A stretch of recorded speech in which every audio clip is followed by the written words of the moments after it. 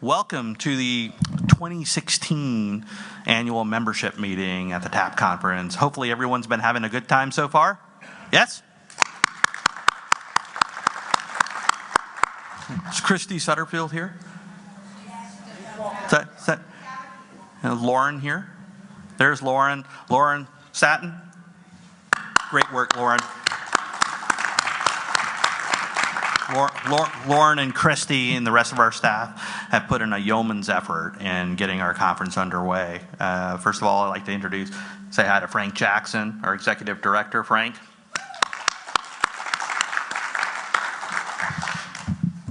So we'll go ahead and get started here. Again, we're really excited this year once again in a new venue here. But more importantly, with a lot of the changes you might have seen over the last year since our last membership meeting, I think have been very exciting and will put us, I think in good stead as we go forward. I think the board this year has spent a lot of time trying to figure out where we want to be in the next 5 years and heading in that direction. First, I'd like to, if you're on the dais here, we have our executive committee. We'll introduce Justin McDonald, who's our immediate past president, Bobby Bowling, president-elect, Nicole Flores, right? Valerie Williams, Joy Horick Brown, Deborah Guerrero, and one of our past presidents and also chair on the nominating committee, Diana McIver. And I should specifically note, Diana, when 7 years ago, this was my, first, where I first got elected onto the board 7 years ago, and I went to my first meeting. I remember it like it was yesterday. And Diana McIver was standing up and at that board meeting and said, you need to do what's in the best interest of the industry, the membership, and put everything else aside and put your best foot forward. And if there's a person who exemplifies that within TAAHP and within our industry over so many years, I think she works harder today for the organization than ever before. It's Diana McIver. Thank you, Diana.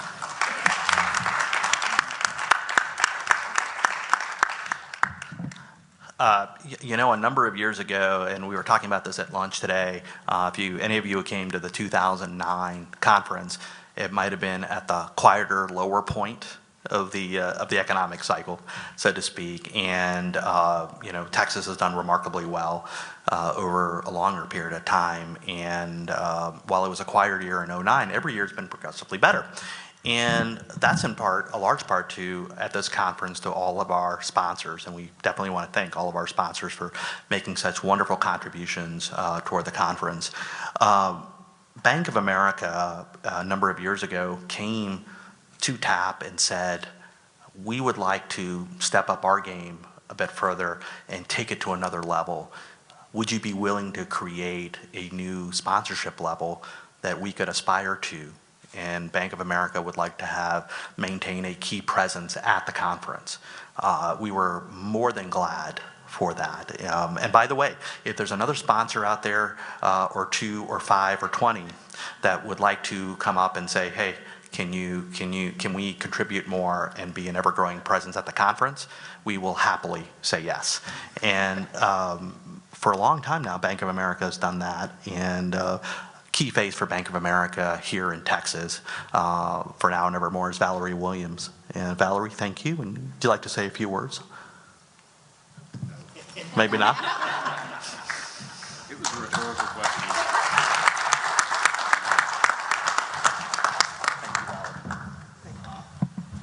Well, I'd just like to say Bank of America, again, is happy to be a part of TAAHP and to support this conference.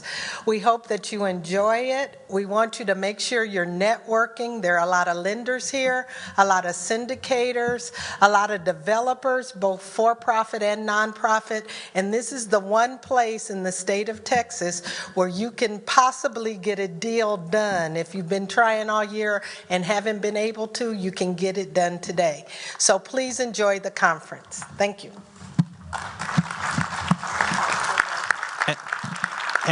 And definitely at the hotel bar before it closes, you can get a deal done. I can assure you that. And Valerie, you're going to be spending a fair amount of time up here now. Valerie's going to go into the treasurer's report and the scholarship committee report. And I'm going to say this, though, before I give it over to Valerie.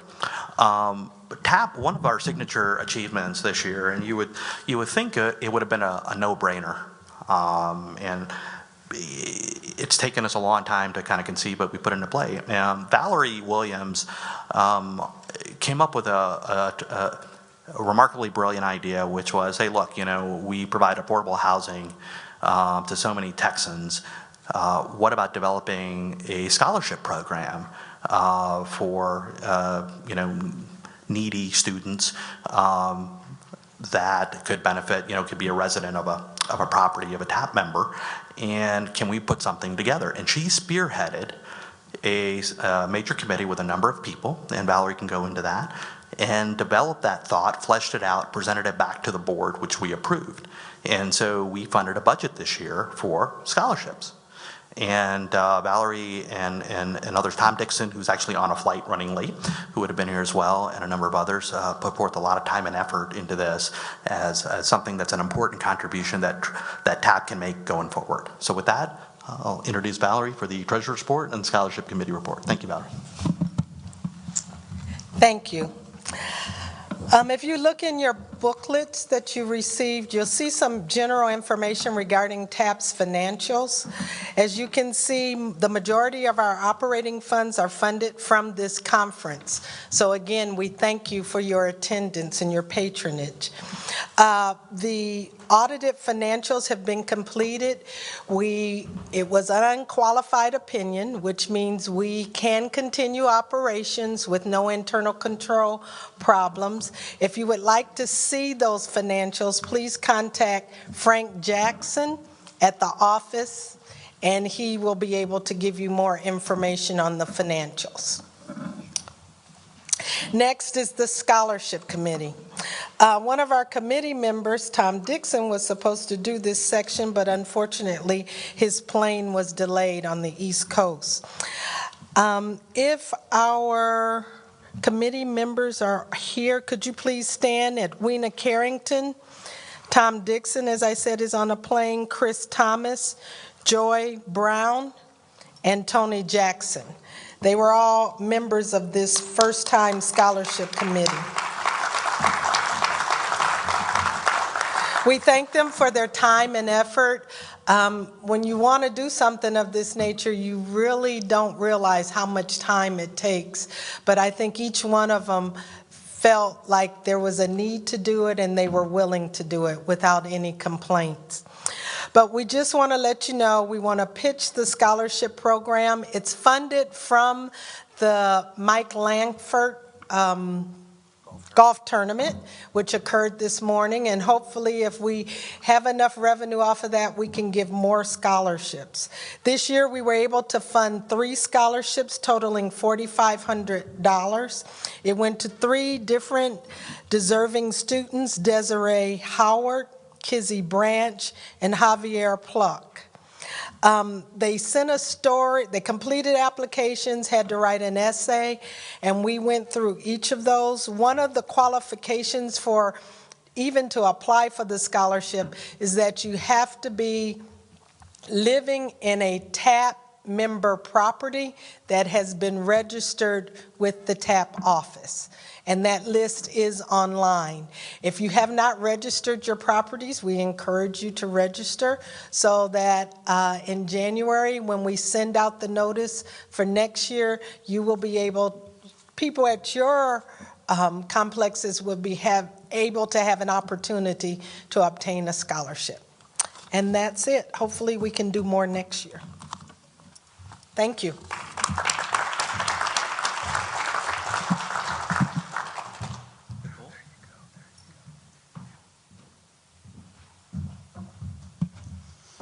Hi, good afternoon. My name is Nicole Flores. I'm the first vice president on the TAAHP board, and I also work for R4 Capital.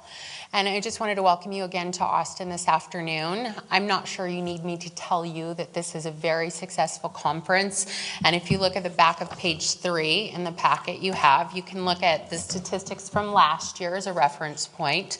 So in 2015, we had 862 people registered that came here in the Texas heat to network and create affordable housing. I'm happy to say that as of a few minutes ago, we passed the 970 person registering for this conference. So we are on pins and needles here. We generally have 20, 30, 40 people that will come walk in to register for the conference. So we're very excited to think that all of you are part of a 1,000-person conference that's come here in the middle of summer to talk about affordable housing. So thank you so much for braving the Texas heat. I hope you're enjoying this new conference hotel. Myself and Christy Setterfield and Lauren and others from TAAHP, Frank, and a number of volunteers have been in the hotel since Saturday, and actually the TAAHP staff moved in on Friday afternoon, working to facilitate your efforts to make your way through the hotel with signage. Please excuse our growing pains if something isn't just perfect or you don't have information. We have stationed volunteers throughout the various lobby areas, and we have a number of folks at the registration desk that can help you. There's also the mobile app, as well as your schedule at a glance within your badge. So all of those pieces are here to facilitate. Although I noted just sitting downstairs in the bar for about an hour last night, I could have interfaced with about 200 of my closest friends and family in this industry. So this hotel does provide some amazing venues for visiting, from the burger joint downstairs to the wine bar at Osteria Pronto. So I just welcome you to enjoy the conference. Please give us any feedback on how we can help grow. Some of the enhancements you're going to see this year is we are videotaping all of the sessions. So as a registered conference attendee in the future, you'll be able to go back and look at any of the sessions you weren't able to attend. If you got hung up having coffee down at Starbucks, you can rewind the equity panel tomorrow afternoon or the debt panel tomorrow morning and make sure you pick up whatever pertinent facts you missed. There's also enhancements to the AV, larger rooms than we've had in the past. So we really hope you'll love the new venue. We'll be here for this year, obviously, and also for next year. So welcome back again to the heart of Austin. Please let us know anything you think we could do to improve the conference in the future. And we're just so pleased that you've chosen to join us. Thank you so much.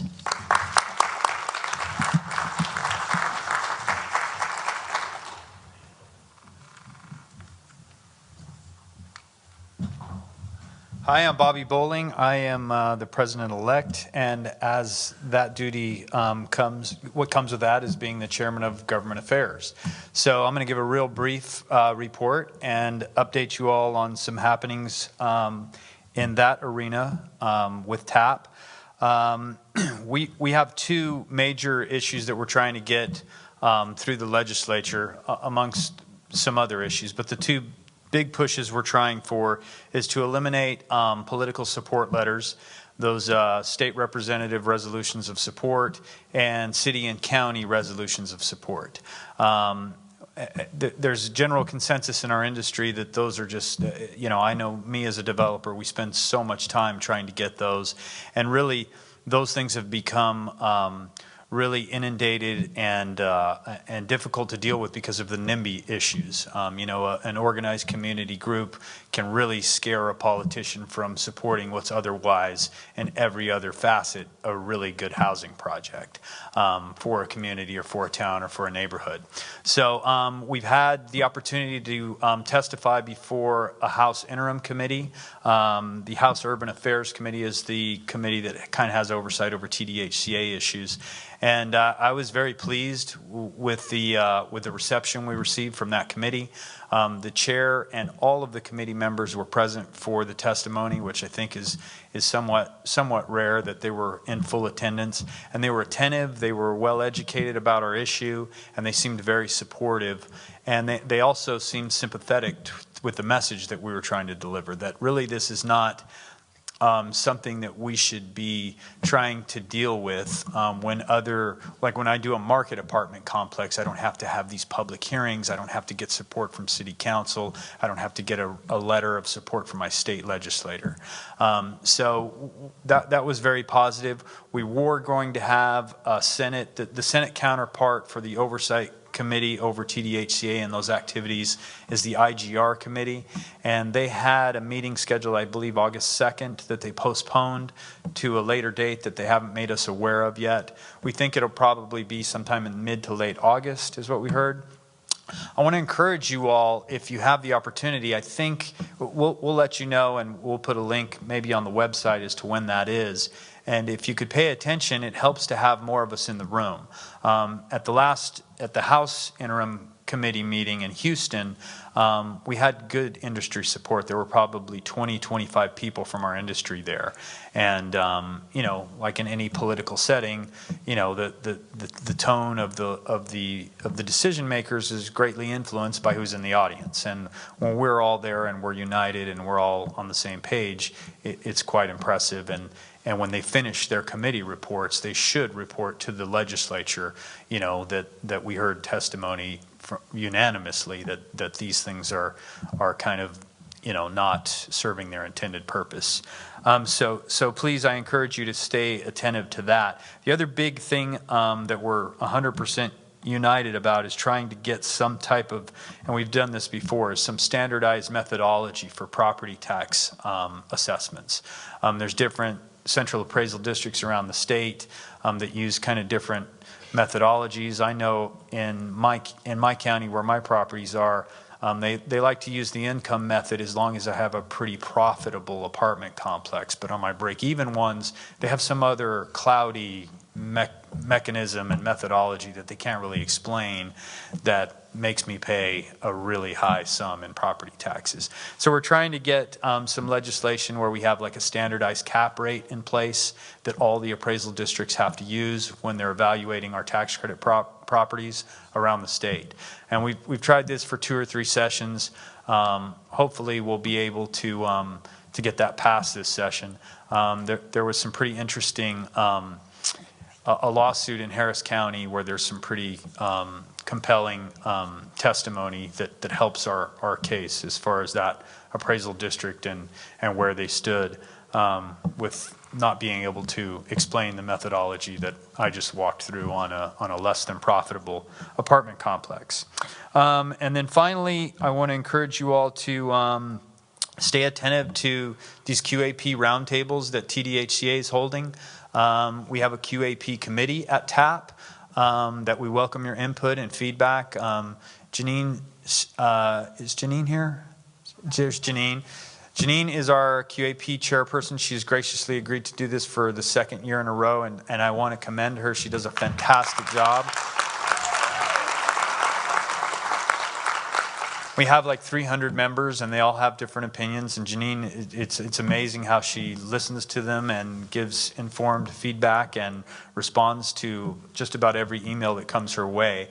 And but be easy on Janine. She's doing this as a volunteer, and we really appreciate you doing that. And she takes all of the ideas and tries to build consensus and tries to negotiate and go forward with a unified vision from TAAHP to TDHCA and the board when she presents, her reports and her testimony before the board at TDHCA.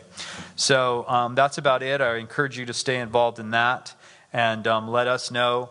Like Nicole said and like Valerie said, really the place to go is to Frank Jackson, and he can get this out to the right person if you've got comments, concerns, or issues with regard to the QAP, political support letters, property tax reform. We welcome your testimony. We welcome your support. Anybody can go to these committee hearings. A lot of times it's invited testimony on these interim committee hearings. But like I said, having our industry in the audience really does help. It's an hour or 2 out of your, year that these things happen. So I want to encourage you to do that. And that's about it, unless there's any questions I can field. All right, very good. Thank you.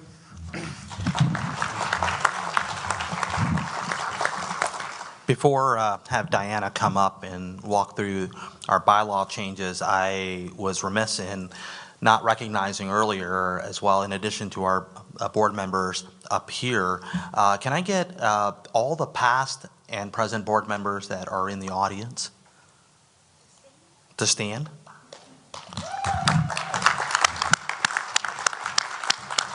And as Diana will go to in just a moment, can I get the past presidents who are in the audience, along with Diana, if you might, stand up as well.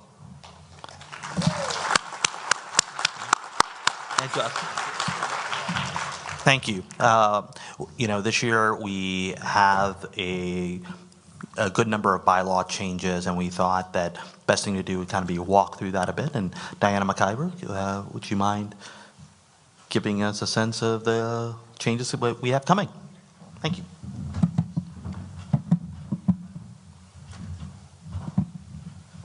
Thank you, Mahesh. I'm going to walk you through these. First of all, I want to thank my bylaws partners in crime. Where the hell is Tony Jackson? Tony, come on up. Come on up. You got to be here with me. You're my resident attorney on this. If I screw up, you're here to tell me. Okay, so Tony and I chaired the bylaws committee. It's been sort of a standard thing. We meet once every 5 years over a bottle of wine, I might add. And because of the way we do business in the bylaws committee, Joy Horrig Brown and Chris Ackberry were extremely pleased to join our committee. And now we're the committee of choice by everyone. So now you have to listen to this because you're going to be asked to vote. And some of it is just routine, sort of clerical type of stuff. But a couple of the changes are extremely significant, and we just want you to know why we did what we did. The first changes were in classes of membership. And this was just simply a clarification because there had been confusion about who received the conference registration discount. And so we just wanted to clarify that any of you who are staff of an active member receive the conference discount. A few years ago in the bylaws, we created a new category whereby a member could have affiliate memberships that did not have a vote, but they could serve on committees. But then it wasn't clear about whether the other members of your company, in addition to those, would get the conference registration discount. And so that's now clarified in the bylaws. The other clarification that we made was simply that to define the student membership and to say that it's only available for full-time students. The major change that our group made, and we did this with a lot of thought, and that deals with ex officio. When I was president of TAAHP 10 years ago, I worked on some bylaw revisions so that past presidents of the organization would not be disenfranchised. And so, it was to take, and we had a lot of people. We had Jerry Wright, we had Edwina Carrington, and we had Jock Couch. We had a lot of former presidents that were not participating because they were not on the board. And so I, with the support of the rest of the TAAHP board, created a new category called ex officio for all past presidents. They had to have an attendance record. They had to actually show up at the meetings, but to have that ex officio. And it actually worked very well until 2016. And what we all of a sudden discovered is we would sit at a TAAHP board meeting and there were more of Tony Jacksons and Diana McIvers and Edwina Carringtons than there were the board themselves. And we were louder. And we were louder. We were very loud. And ex officio board members couldn't vote, but we could sure talk. And so part of what we were grappling with as the bylaws committee is there another tool we could use to get the past presidents involved? And so we are recommending that we do away with the ex officio for past presidents, and that we amend the committees to have more required participation by past presidents in that committee structure, thinking that would be a valuable tool for bringing that historical knowledge, that past dedication service into the organization and keep the past presidents involved. So under our proposal, the immediate 3 past presidents will stay involved on the board, and they will actually vote. And so there will be a board of 17, like there is currently with the immediate past president, but then the 2 removed past presidents will stay on. They'll be voting members, and that way we'll get that continuity. And so that, I think, is probably the most major recommendation that we're making to you today, is to change that designation of ex officio. And so for many of us in this room, this will be the last time you see us in connection with this group. It will not be the last time you see us. It will be the last time you see us as quote, board members.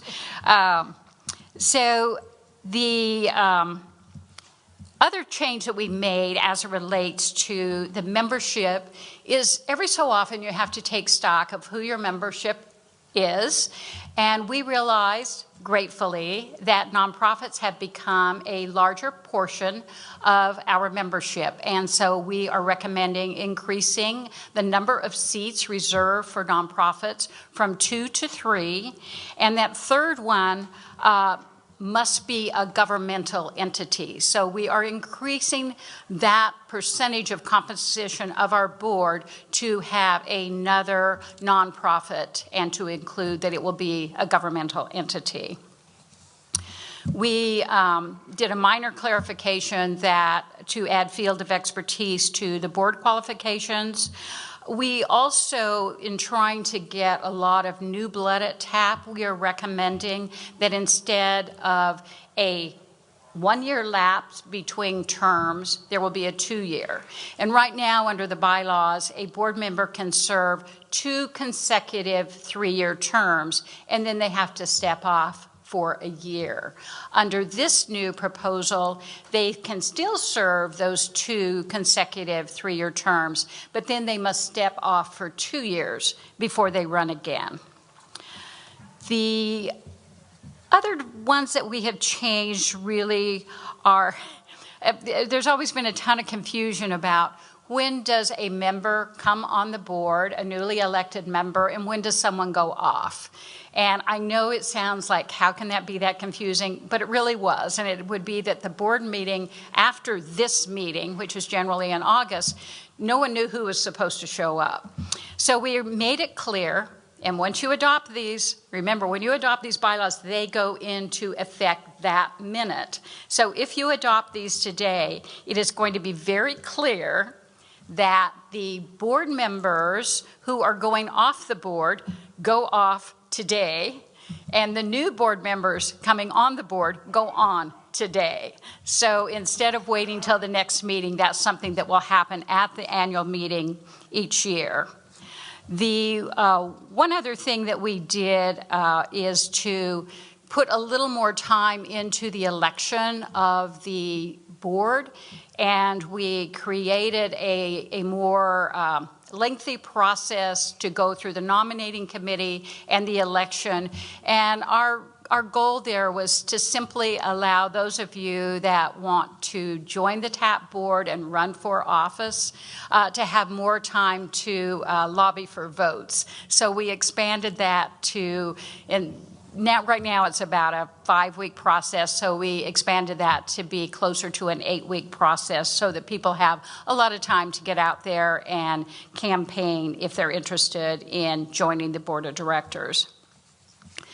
The one other change, or maybe 2 other changes, one is that The president-elect, and this, Bobby will be the first person affected by this, the president-elect will now have to announce their slate of candidates 14 days before the next membership meeting. So after this conference, Bobby will go back. He will come up with his slate of officers and have that announced to the board. And so when they meet in August, the board can make an intelligent decision about supporting Bobby's slate of candidates. And also, as always, we will continue to accept nominations from the floor. Again, the officers are only selected, though, by the current board of directors. The duties of the officers, we did a lot of cleanup. Thank you, Joy. She spent a lot of time really going through and cleaning up the descriptions of what the officers' roles were, what their duties are. And then we also spent a lot of time on committees. As I said, one thing we did was to go in and all of the essential committees to recommend that there be a past president involved on each of those committees. But we also made it clear that if for any reason under the current bylaws, the president-elect is always chair of the Government Affairs Committee, but there are some people serving in that role who cannot really cannot educate before the legislature. And so we gave that flexibility to the president to appoint someone else to act in that role if the president-elect was in an occupation that they did not feel comfortable appearing before the legislature. And then we added a bunch of standing committees. We added a scholarship committee, the education committee, conference committee, tellers committee. And the tellers committee is there so that when we have elections, we will be able to always offer you one ballot with all the candidates. And then if we have not met our quotas as far as number of developers or investors or nonprofits, then that tellers committee will make sure that someone rises up so that we meet all of those parts of our bylaws already established that say we will have representation in these numbers from all of these groups of people. So the tellers committee will be responsible for that, and then you will see on a TAAHP ballot that we don't have those special, in some years you say, oh, they're running for the rural seat, or oh, they're running for the investor seat. So we won't have to do that anymore. We'll have one big ballot. And then we also made a standing committee. Thank you, Janine Sisak. The Qualified Allocation Plan Committee is now a standing committee of TAAHP. We figure it's not going away. We didn't foresee that when we did the bylaws back, 15 years ago, but now it's a standing committee. So, Tony, do you have anything to add? I was just going to, only thing on the Qualified Allocation Committee, this is the one place in the bylaws that we were explicit that this is the one committee that must have a membership meeting at least once a year. So that's not a requirement on any other committee, but that language was also added. So are there any questions on the modifications to the bylaws? Any comments? Are you a member in good standing, sir? Thank you. We'll entertain a second to that. Do we hear a second? All in favor? Opposed? Motion carries. Great. Let me, this, again, I've been on the board for, this is my 7th year, and without a doubt, the thing that's been most impressed upon me during my tenure here, and I think many of my colleagues here would attest to that, is the level of commitment, support, and overriding caringness by what we are now referring to as our past presidents. They are the ones who have built this organization from the early days, from its infancies, when it was just a group of people trying to organize and get something going and make something here in Texas. And from that, we have an organization today. What did you say, Nicole? 970 registered? probably another 40 to 50% of additional folks here who are attending various meetings, the impact of where we are today in Texas. A large measure of that goes to our past presidents who have been very active, and hopefully as we transition their role from the operational board meeting to the various committees, which are remarkably impactful for what we do day to day, we're going to continue to extract the best of their talents as we always have. So thank you so much to all of our past presidents.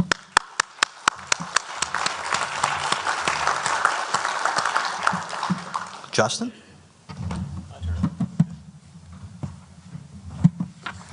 Thank you, Mahesh. As immediate past president, it is also my duty to serve as chair of the Nominations Committee. So at this time, I will present the Nominations Committee report. First of all, I would like to thank our outgoing board members. We actually only have one due to some re-elections, but there were several slots that were available to be filled. But I'd like to thank Ron Williams. Ron, I saw you here earlier. I think he had to step out. Ron has served on the TAAHP board for many years and has done a great job, and we'll definitely miss having his leadership on the board. There were, in addition to Ron's seat, there were also 3 other seats that were available for election in this TAAHP board election. The one that was going to be vacated by myself, however, now that you've approved the bylaws, I'm still on the board for another 2 years. Thanks for that. And in addition to my seat and Ron's, the seat of Nicole Flores and Tom Dixon were also up for election or re-election. So at this time, I would like to announce the new TAAHP board members. I'd like to announce that Nicole Flores and Tom Dixon have both been re-elected to the TAAHP board, so congratulations. And if you saw me up here messing with my phone earlier, I was actually texting Tom to see if he was going to get here from the airport in time to be present for that announcement, but he wasn't. In addition to those 2 returning board members, I'd also like to announce that Jen Joyce Brewerton and Scott Marks will be joining the TAAHP board. So Jen and Scott, would you please stand up? Scott, thank you. Mr. President, I believe that concludes my report. Thank you, Justin. And again, welcome, Jen and Scott. We look forward to great contributions during your tenure on the board, and look forward to working with you as well. At this time, would like to see if there are any member comments. Did anyone want anything to get addressed? Very good. Christy, any conference announcements, please?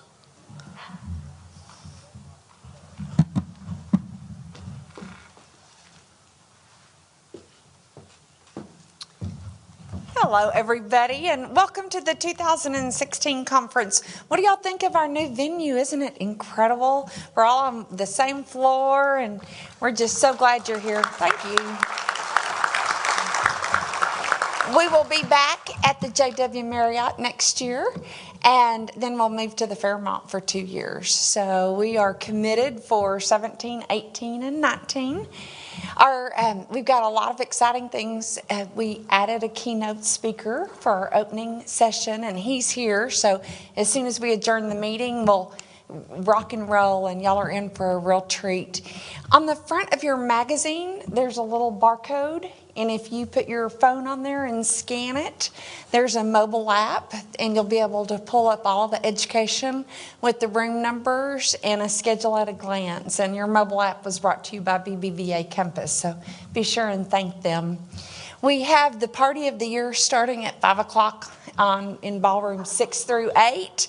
And it is the party of the year. It is. The opening reception is always a big deal.